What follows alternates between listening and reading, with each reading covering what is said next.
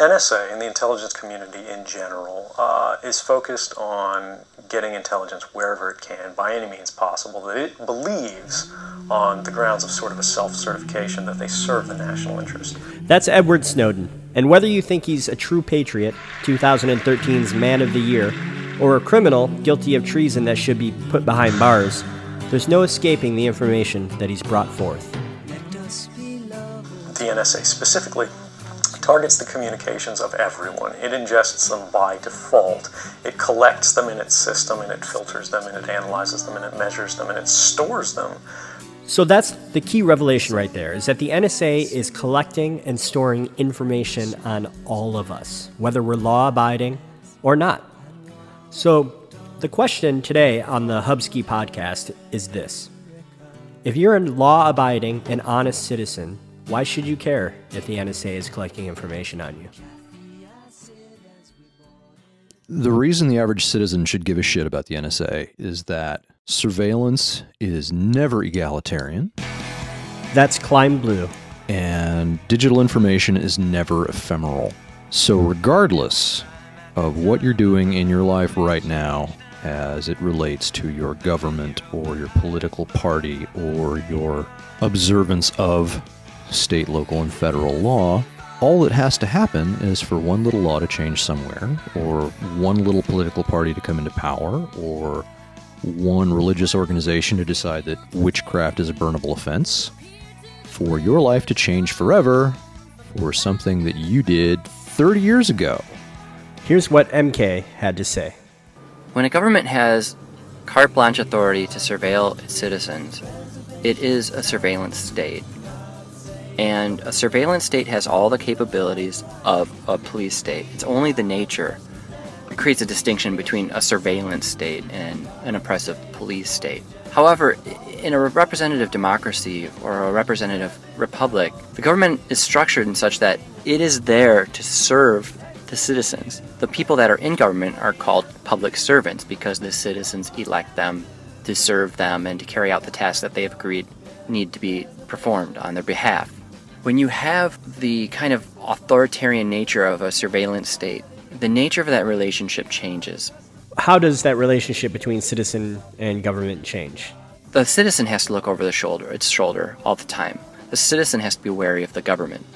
However, in a representative government, it should be the government that is under scrutiny of the citizen. It is the government that should be worried about whether or not it is pleasing the citizen, because it is the citizen that gives that government legitimacy.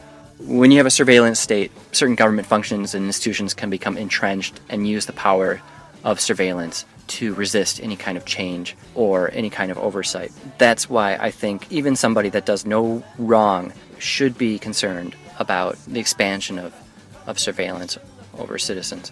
That's why we have the Fourth Amendment. I asked Brandon Keebler, the founder of Project Digital Privacy, why he thinks we should be concerned. There was a leak about how the NSA keeps tabs on where over 5 billion phones are in the world.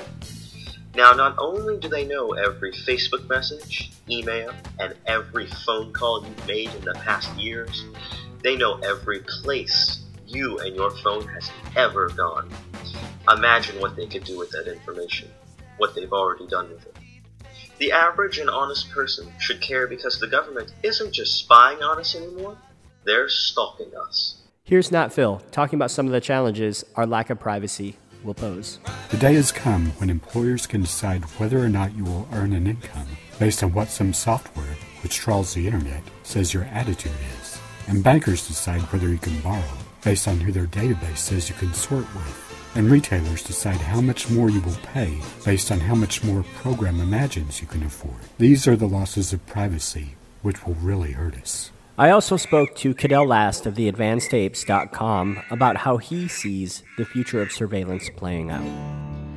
When we talk about the future of surveillance, I think we need to contextualize it within what's happening at the moment. And at the moment we see a massive popular backlash as mediated through the internet. And this has been tremendous.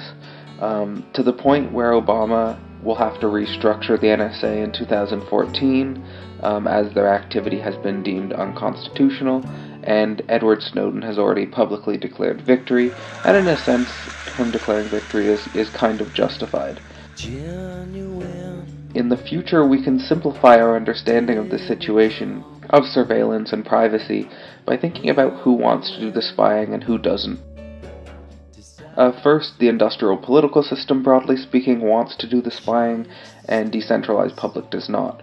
So future spying will therefore be dependent on how much power the industrial political system has and how effectively the global public can self-organize their collective action in opposition to this infringement of our rights. All things considered, I'm optimistic about the long run.